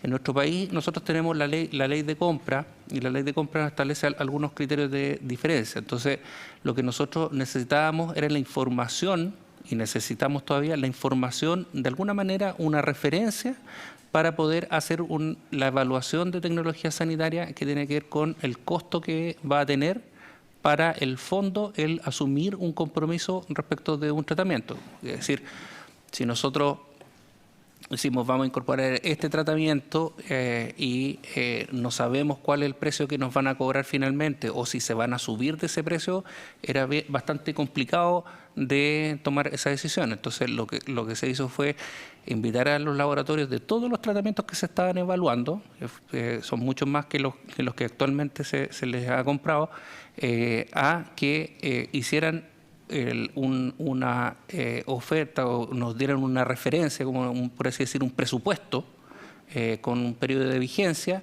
que pudiera servir tanto en una eventual licitación por parte o compra por parte de Senabast, decirnos nosotros vamos a máximo cobrar este precio.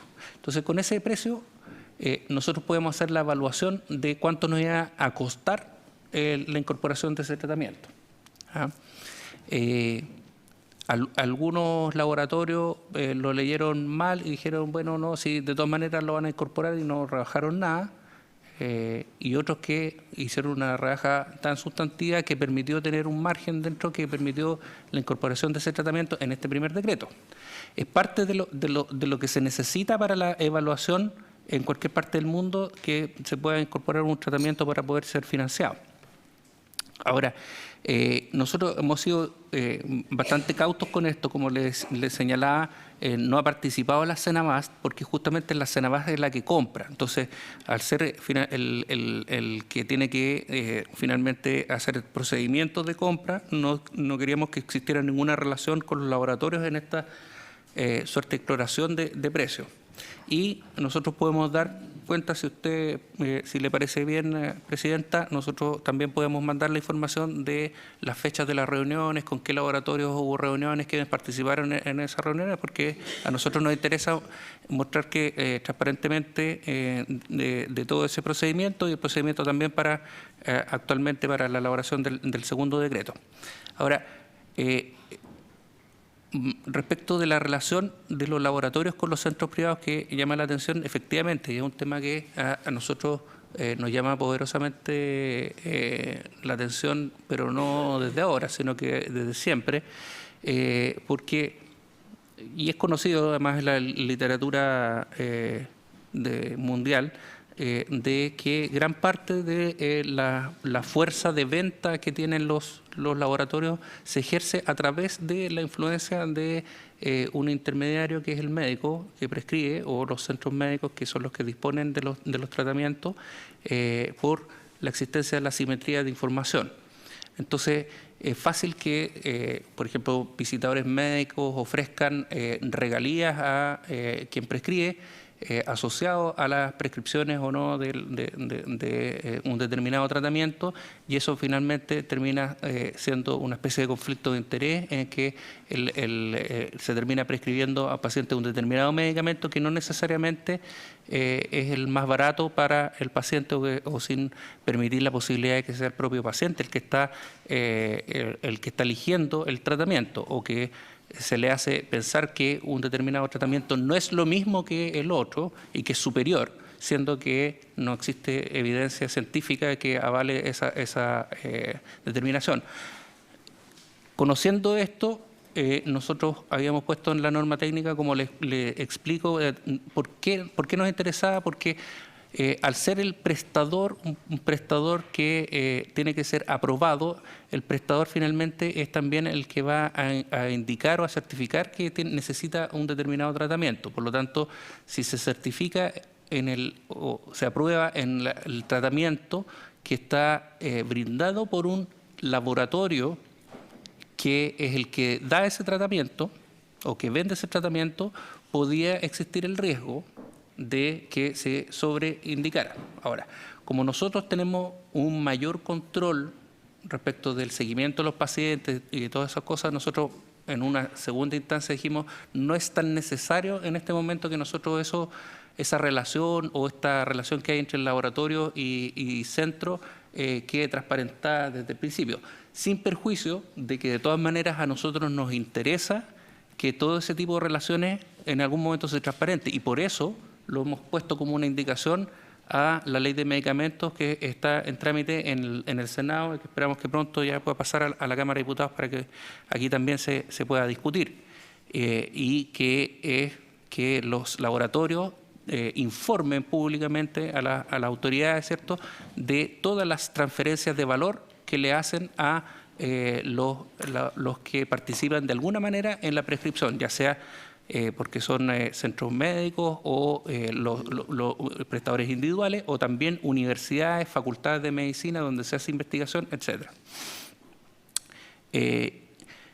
Ahora, respecto del alto costo de los tratamientos en nuestro país, la verdad es que la impresión que tenemos nosotros es que sí, efectivamente, hay algunas distorsiones en los precios, y eso, no habiendo estado presente, sin lugar a dudas, se lo debe haber planteado también el Fiscal Nacional Económico, algunos estudios que ellos han levantado respecto de comportamientos que se acercan mucho a las conductas monopólicas y que sin terminar de configurarse, ¿cierto?, algo por lo cual la Fiscalía puede llevar caso a los tribunales de la libre competencia. Sí, efectivamente, hay ciertas distorsiones que en las conversaciones que hemos tenido nosotros hemos recogido y también hemos incorporado en las propuestas que están incorporadas en las indicaciones a la ley de medicamentos, entre ellas, por ejemplo, la obligación de parte de las farmacias no solo informar a los pacientes sus precios, cosa que ya está en la ley, sino que también los precios de compra de los medicamentos los que les compran a los laboratorios. La información tanto de la compra como de la venta sea una información que sea actualizada, ojalá en tiempo real. Hay múltiples puntos en los cuales uno podría ir a buscar y que probablemente existan algunas distorsiones justamente por la falta de transparencia, y por eso el principal tónica de las indicaciones al proyecto de ley tienen que ver con aumentar los grados de transparencia en el mercado. Nosotros pensamos que con el solo hecho de transparentar en distintos puntos las relaciones entre los actores, ya vamos a avanzar importantemente en una disminución de los precios. Ahora, respecto de la información a la ciudadanía, yo coincido. O sea, aquí la ley Ricardo Soto generó mucha expectativa. Efectivamente, por una parte, la ley busca satisfacer esas expectativas, pero también busca satisfacerlas de una manera que es racional. Muchas veces se tienen expectativas respecto de algunos tratamientos que son promovidos como bastante salvadores de vidas o que pueden cambiar radicalmente y que la evidencia nos muestra efectivamente que tenga incidencia. Entonces es bastante difícil a veces explicarle a la gente, mire, nosotros no lo vamos a financiar porque nada demuestra que gastando esta cantidad de recursos, que puede ser muy importante, se está efectivamente generando un beneficio al paciente. Por eso es que es necesario también trabajar directamente con los intermediarios de esto. Y en eso es que hemos estado más concentrados en el último tiempo, no solo en la información, porque bueno, los spots, gasto de recursos que no tenemos, ya pasaron, la viralización de videos y otras cosas, sino que lo que hemos estado haciendo en el último tiempo es trabajar con el colegio médico, ¿ya? Entonces, con los prestadores individuales. Tanto porque ellos también tenían bastantes dudas, como porque nos hemos fijado que a ellos les ha sido difícil algunas cosas, como por ejemplo, en términos de prestadores individuales, el subir información, sus pacientes a la página web, utilizar la planilla que está ahí para poder subir la información de los pacientes. Y eso hemos estado teniendo reuniones que han sido convocadas en conjunto con los colegios médicos regionales. Yo creo que la opinión del Ministerio respecto del mercado de medicamentos está claro, ya lo planteé y a través de las indicaciones como nosotros estamos hablando. No sé si estamos... ¿Sí? Yo quisiera hacer otra pregunta. Mientras usted respondía, a mí me asaltaron otras preguntas. Sí. Voy a pedir que tengo una reunión a las 5 en la... Ya. Ya.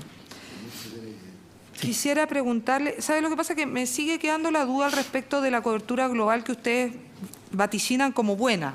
Yo tengo mis dudas al respecto de que sea bueno. O sea, si uno dice que tiene proyección de llegar a 4.309 personas, lleva 2.035, y esta nunca fue una ley pensada en entrar en gradualidad, sino que fue pensado en que la gente iba a llegar, iba a tener su diagnóstico y iba a ingresar. O sea, nunca nadie pensó que iba a ingresar de a poquito. Entonces, yo personalmente creo que el 47% no es una buena noticia.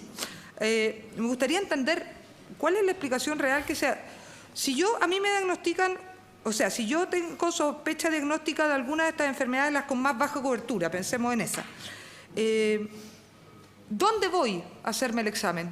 ¿Qué examen me hago? Porque nosotros tenemos el decreto de los medicamentos, pero no tenemos el decreto de cuáles son las prestaciones de otro tipo que asegura este primer decreto. ¿Nos podría contar cuáles son esas otras prestaciones que están aseguradas al respecto? Y en el tema del medicamento, por ejemplo, en artritis reumatoide refractaria, aquí tuvimos una carta de la Sociedad Chilena de Reumatología alegando, digamos, que por qué no se incluían los medicamentos que estaban en el piloto. Entonces no vaya a ser de que tenemos baja cobertura porque el medicamento no es el que efectivamente querían los especialistas y los que se han trabajado en el mundo. Entonces, si hay algún análisis al respecto de que estas bajas de cobertura no sean por eso, o porque la esclerosis múltiple no tiene rituximab y ese es el medicamento que hoy día se está usando, etcétera, etcétera. Entonces, a mí me gustaría entender efectivamente lo de las bajas coberturas. Y lo otro, si es público, porque entiendo que ustedes le contestan a algunos pacientes que preguntan qué enfermedades se están analizando para ingresar en el segundo decreto.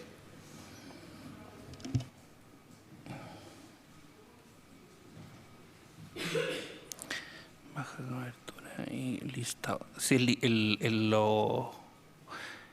listado largo sí, es público. ¿Cuáles son los que han pasado al segundo? No lo ha autorizado todavía la ministra, pero el listado de los 34 que llegaron, porque son además lo que recibimos, para la primera evaluación sí se pueden entregar. ¿Y el segundo cuándo? Ahora cuando salga el decreto. ¿No va a ser público antes los que pasaron? Es que ahí vamos a entregar la información de los distintos, por qué fueron quedando abajo los tratamientos que no se van a financiar. Claro, porque la pregunta es, había un listado de que solicitaron, ¿no es cierto? Todas las personas podían solicitar. Posteriormente queda un listado menor que pasa a los criterios que usted estableció, el Ministerio estableció. Ese listado que, entre comillas, va a la pelea final, ¿ese no va a ser público hasta que esté el decreto? Sí. Correcto. Y eso es básicamente porque cuando la ministra evalúe, va a evaluar todo el proceso. ¿Ya? Ahora, respecto de la baja cobertura, yo creo que tiene básicamente dos explicaciones. Una, que parte de la cobertura se hizo en base a antecedentes epidemiológicos de la literatura y de la experiencia en el mundo. ¿Ah?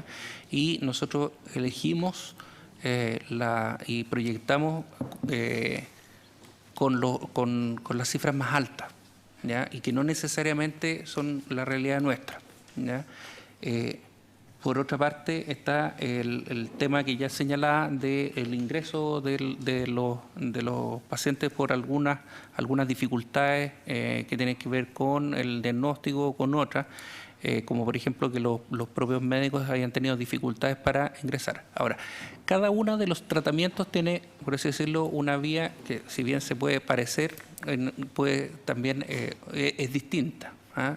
O sea, todas tienen la misma lógica, pero en algunos casos el médico que la sospecha y la sube no va a ser el médico que lo va a diagnosticar, porque, por ejemplo, requiere una evaluación por un especialista o un examen que en muy pocos lugares del país se tiene. Por lo tanto, una vez que se sube, el FONASA le asigna el prestador que corresponde en ese momento. O sea, por ejemplo, si tiene que hacerse un diagnóstico que solamente se hace en el INTA, entonces se le asigna que es el prestador que tiene convenio con el FONASA para hacer ese diagnóstico. Y entonces así es como se va determinando la secuencia. Por eso mismo es que es importante que para cada uno de los tratamientos nosotros tenemos un seguimiento para poder ver si es que ha habido dificultades, cuáles han sido las dificultades que han generado que no se llegue a todos los pacientes. Si usted se fija, hay algunos problemas que están rápidamente alcanzaron porque justamente son esos que señalaba de que los diagnósticos ya se estaban trabajando, y otros en que las dificultades son, por ejemplo, por la capacidad de diagnóstico en la red. Respecto y del listado definitivo, lo que ya le señalé. Sí, para terminar, ¿cuánto ha gastado de lo que estaba establecido en total? Son 8.000 millones hasta abril. Hasta abril son Sí. 8.000 millones Sí. gastados en los 2.035 Pagados, sí. pacientes. ¿Eso es Sí. solo medicamentos? Todos los tratamientos que están incluidos. ¿Pero solo medicamentos? Sí, solo medicamentos. O sea, el examen o eso no está No, cuantificado. no está cuantificado ahí. ¿Y debiera ingresar aquí a este fondo, es decir, a los 30.000? Depende de qué. Depende si es un tratamiento que es requerido para el alto costo, que no se puede hacer por su seguro propio, por ¿Y que dónde para poder accedemos ganar. a eso, subsecretario? ¿Saber qué es lo que está garantizado por esta ley en No, el en este diagnóstico? momento ninguna cosa se ha establecido en el decreto que está garantizado como diagnóstico parte del tratamiento, pero la ley nos permite incorporarlo a la garantía, porque el protocolo no lo estableció. El decreto no tiene otra cosa que medicamentos, Sí. para entender. Sí. Correcto. ¿Y cuánto se demora en promedio este proceso? Desde que lo sube, lo que usted comentaba, que le determina el prestador, y que realmente accede a su medicamento o a su prestación. Ahí hay diferencias entre los distintos problemas. Hay algunos que son inmediatos porque ha sido en la práctica, por ejemplo, las continuaciones No, de sin tratamiento. continuación. Y en cambio ha habido otros en que hay un rezago. ¿Cuánto es el rezago? No sé. Pero más o cuánto. menos, estamos ¿Tú hablando sabes, de cuánto Consuelo, tiempo. cuánto el que más? Que del FONASA. Del FONASA. Aquí está también. Consuelo Navarro de FONASA, soy la coordinadora de la Ricarte Soto. Depende de cada patología, como señala el subsecretario, en aquellas donde funcionan las comisiones evaluadoras de expertos, que son 5, en general se sesiona, la que más tiempo de latencia tiene son 15 días, ¿ya?, para su resolución. Por lo tanto, cuando el médico sube efectivamente todos los antecedentes requeridos, hay pacientes que en menos de 1 semana, 2 semanas obtienen su resultado. Cuando hay latencia, cuando efectivamente no se suben todos los exámenes que se solicitan. De ahí es médico dependiente. El comité conversa con los médicos tratantes a través de la plataforma, se van pimponeando el caso en el sentido de que le dicen, mire, le faltó adjuntar este dato u otro dato, y ahí efectivamente hasta que el médico sube los antecedentes, resuelve después la comisión en función de los antecedentes. ¿Ya? Solo para entender, porque fíjense que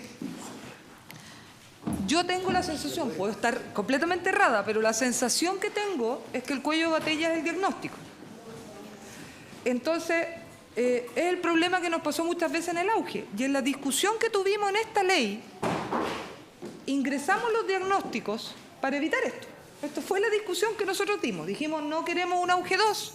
Y como no queremos un auge 2, queremos que los diagnósticos estén incluidos para evitar este problema. Entonces, si efectivamente el problema que tenemos de cuello de botella es porque el médico no sube todos los antecedentes que necesitan para validar el diagnóstico, digamos, por parte de la comisión, mi pregunta es, no vaya a ser de que ahí hay un problema. ¿Cómo acceden esos médicos sospecha diagnóstica a mandar a hacer esos exámenes para posteriormente con esos exámenes subirlos y aprobarlos rápidamente en la comisión? O sea, si no pareciera ser un proceso entrampado, burocrático, que no ayuda, digamos. Y si usted me permite, presidente, ¿cuál es la opinión que tiene FONASA respecto de este atraso en hipertensión pulmonar, esclerosis múltiple y artritis reumatoide? ¿Por qué está dada la baja cobertura? ¿Por un tema de estimación mayor, que se extrapolaron las estadísticas de otros países? ¿O porque algo en particular pasa con estas tres patologías? En el caso de artritis, nosotros creemos que que hay una mayor proyección, ¿ya? Mayor proyección, ¿ya? Lamentablemente todavía no tenemos los casos de incidencia propiamente tal. Lo que teníamos en FONASA era nuestro piloto, que era bastante restrictivo, ¿ya? ¿Cómo se llama? En función de las confirmaciones de los casos que hay, efectivamente la comisión se ha ajustado bastante al protocolo y por lo tanto esos casos, digamos, se han confirmado prontamente, ¿ya? Pero también lo que usted señalaba anteriormente, en el piloto habían 5 medicamentos, la ley cubre 2 y por lo tanto obviamente eso hace que se disgregue el universo que tenemos. Y en FONASA, por lo tanto, seguimos cubriendo a aquellos pacientes que tenían indicado, digamos, los otros medicamentos. Pero también en función de lo que se seleccionó de los dos medicamentos, efectivamente cuando hay un paciente nuevo que puede iniciar terapia, no tiene contraindicación de empezar con un medicamento o con otro. El problema son los que ya habían iniciado, digamos, con los medicamentos que no están garantizados. En el caso de esclerosis múltiple, básicamente nosotros tenemos el diagnóstico que es los exámenes que los médicos no suben a la plataforma. ¿Por qué? Porque aquí hay una comisión, un comité de expertos que además a veces evalúa presencialmente el caso. Yo diría que la virtud de la comisión de expertos, que efectivamente en el caso del comité de esclerosis múltiple, tenemos profesionales de la clínica alemana como el doctor Frunz, de las Condes, tenemos gente de la Católica, médicos del Barros Luco, que en general tienen mucha expertise en cuanto al número de pacientes. También médicos de la clínica Dávila. Y lo que ha hecho es en la conversación con los médicos tratantes, efectivamente cuando uno ve la plataforma, médicos que solicitaban un biológico de segunda línea, pero la verdad que a raíz de los antecedentes no estaba indicado. Y otros que efectivamente uno sigue conversando el caso y efectivamente se toma la determinación. Entonces, en ese sentido ha sido virtuoso en función de también los efectos de contraindicaciones que tienen los medicamentos. Entonces, ha sido un efecto protector, pero básicamente ahí el retardo son los antecedentes clínicos. Hoy día tenemos varios pacientes donde el comité ya los ha evaluado en 2 oportunidades pidiendo antecedentes adicionales y por lo tanto a través de la Subsecretaría de Redes Asistenciales se está haciendo gestión de casos con esos médicos tratantes de tal manera de apoyarlos en los exámenes que faltan. Tal vez solamente hacer una precisión porque la ley cubre un conjunto de patologías que uno son confirmaciones diagnósticas asociados, que son todas las enfermedades lisosomales o las con más baja prevalencia, y ahí sí tenemos exámenes de diagnóstico asociados. Es decir, el examen que se requiere para diagnosticar, en el caso que se preguntaba acá por los pacientes de Coquimbo, para el Fabry, van asociados a exámenes diagnósticos. Está en el decreto 1 donde dice qué es lo que está garantizado para esas patologías. Lo que pasa es que las otras son solicitudes de tratamiento y por lo tanto no requieren una confirmación diagnóstica. Ahí la evaluación es de tratamiento, pero en las que son poco frecuentes sí va asociado el examen, que a veces son exámenes genéticos que justamente para no generar una barrera de exceso están contemplados en el decreto. Y cuando se gatilla la solicitud de confirmación diagnóstica, le llega inmediatamente, en este caso, digamos, al INTA, con el procedimiento de envío de la muestra de tal manera que pueda ser procesada. Está en el decreto 1, en el primero. En el decreto vigente, para las enfermedades poco frecuentes, está. Si yo tengo problemas de exámenes para esclerosis múltiple, ¿no está garantizado eso? No, eso no está porque es confirmación diagnóstica. Y el problema, por lo menos que nosotros hemos hablado con las agrupaciones de pacientes, no tiene que ver con el acceso al examen, sino que el acto en que el médico suba toda la información necesaria para que el comité pueda efectivamente revisar los casos. El examen que está definido es el cateterismo hoy día y creo que puntualmente no se refería a ese está garantizado. Hay un examen específico que no tiene codificación y lo que nos han manifestado los pacientes del privado y no del público es que el privado le está cobrando distintos precios dado que no tiene codificación y lo estamos revisando y estamos en conversaciones con la agrupación para poder subirlos, digamos, para codificación. Pero ese es un examen específico, digamos. Bien, diputado Pérez, vamos a ir cerrando. Sí. Ya, y después va a intervenir la ministra. Gracias, presidente. Quiero hacerle una pregunta por si intermedio a la señora ministra, que había esperado yo que volviera, pero bueno, igual le hice las consultas al señor subsecretario.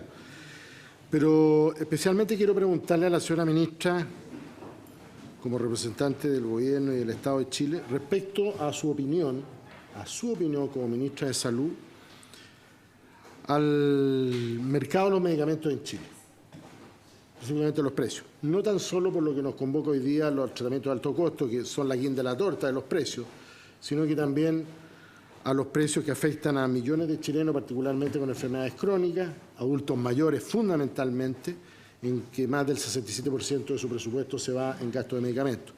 Y también para ellos resulta bastante oneroso y de altísimo costo. Entonces quiero preguntarle su opinión. Aquí hemos escuchado, por su intermedio, presidente, a la ministra, desde el Fiscal Nacional Económico, cadena de farmacia independiente, cadena farmacia de estas, las grandes, hemos escuchado laboratorios organizados en un tipo de asociación gremial, a otros laboratorios, y hemos escuchado el IPS, etcétera. La verdad que me gustaría conocer la opinión, dado el objeto de esta comisión investigadora, la opinión del Ministerio respecto al mercado que hoy día Chile tiene de los medicamentos. Gracias, presidente. Gracias, señor presidente. Señalar de que la consulta del diputado Pérez es tremendamente importante para el mundo, no solamente para Chile. Como ministra de Salud me tocó la oportunidad de estar el año pasado en la Organización Mundial de la Salud y el tema más emergente es el tema de los medicamentos y especialmente el tema de los medicamentos de alto costo y cómo se van a manejar. En este sentido, hay una alianza que se efectuó a través del UNASUR, a través de Mercosur, con distintos países para poder hacer compras conjuntas. También con la Organización Panamericana de la Salud. Estamos probando fuerza con algunos medicamentos para ver cómo nos va. En paralelo, la ley de medicamentos trae también un componente muy importante de dar más facultades a la Central Nacional de Abastecimiento para que se pueda comprar también a través de organizaciones internacionales o nacionales medicamentos a un costo más razonable. En ese contexto también estamos trabajando para que también pueda tener facultades en la desaduanización de los medicamentos, también dado de que sabemos de que es uno de los elementos que encarece enormemente el ingreso de medicamentos acá a Chile. En ese contexto, nosotros como Ministerio de Salud valoramos enormemente toda acción que permita darle más facilidades al usuario. Ejemplo, el tema de las farmacias comunitarias, las farmacias populares. Estas farmacias son una forma de poder bajar los costos, a lo menos a lo que hoy día está expuesto. Sin embargo, estimamos que si nos unimos entre los países, especialmente por el crecimiento, por ejemplo, de necesidades de medicamentos biológicos, creemos de que podemos lograr precios más razonables y tenemos que tener un nivel de coordinación muy eficiente entre los países. Por ejemplo, si llegamos a un acuerdo de compras unidos, todos los países del Mercosur, no podemos aceptar después negociaciones individuales entre los países con algún laboratorio. Esto lo saben ya los laboratorios, sabemos de que existe esta posibilidad y esperamos de que con esto realmente se rebajen los montos. Lo otro es el uso racional de los medicamentos, diputados, que para nosotros tenemos que trabajar. En este momento, y bueno, la diputada Rubilar también lo sabe perfectamente, para nosotros el hecho de que existan resistencia a los medicamentos es un tema tremendamente importante. Por lo tanto, estamos trabajando para que realmente el uso racional de los medicamentos sea una realidad y que no exista el abuso de medicamentos que estamos viendo en nuestros usuarios, que muchas veces la automedicación llega a ser un riesgo tremendamente importante. Diputado Pérez, diputada Rubilar, por último. Una pequeña precisión, presidente, por su intermedio a la ministra. Yendo a la primera pregunta, le dice gracias por la respuesta, pero fue parcial. Yo pregunté la opinión del Ministerio, ella como Ministro de Salud, respecto del mercado de los medicamentos en Chile. Yo sé que hay un problema a nivel internacional, pero yo pregunté específicamente el objeto de esta comisión. El mercado, ¿qué opinión tiene el gobierno, el Estado respecto del mercado? Hemos escuchado a muchos actores, yo quiero escuchar hoy día al Ejecutivo. Gracias, presidente. Sí, yo quisiera preguntarle por su intermedio a la ministra, después de saludarla, me parece muy interesante lo que dice que está trabajando en la desaduanización. Eso es un tema que yo llevo trabajando harto tiempo. A mí me gustaría entender el alcance de esa conversación con Hacienda, digamos, yo entiendo. Pero ¿de qué estamos hablando? Estamos hablando de sacarle el ad valorem, el 6%, estamos hablando de que los medicamentos que no estén en Chile les van a sacar el IVA, el ingreso, eso va a implicar solo medicamentos o también tejidos, células madre u otras. Me gustaría, efectivamente, si puede referirse, porque esa sería una muy buena noticia. Bueno, solamente señalar que respecto al mercado en Chile de medicamentos es tremendamente inequitativo. Consideramos nosotros de que es tremendamente diferente comprar a través de la Central Nacional de Abastecimiento o que a través de un mercado externo que son las grandes cadenas de farmacias que venden a precios totalmente diferentes a lo que nosotros disponemos. Sabemos de que vienen en distintos preparados, pero podemos perfectamente regular esto y poder recibir a través de la Central Nacional de Abastecimiento valores bastante más justos que incluso descienden en un 90% el valor de un medicamento. Con respecto a lo que dice la diputada Rubilar, efectivamente es para donde queremos ir.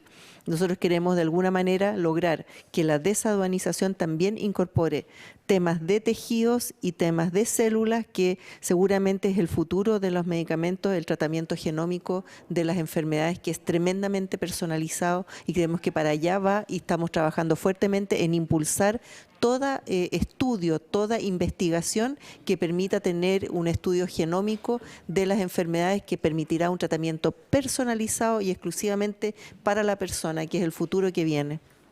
Gracias. Ministra, y por haberse cumplido el propósito, se levanta la sesión.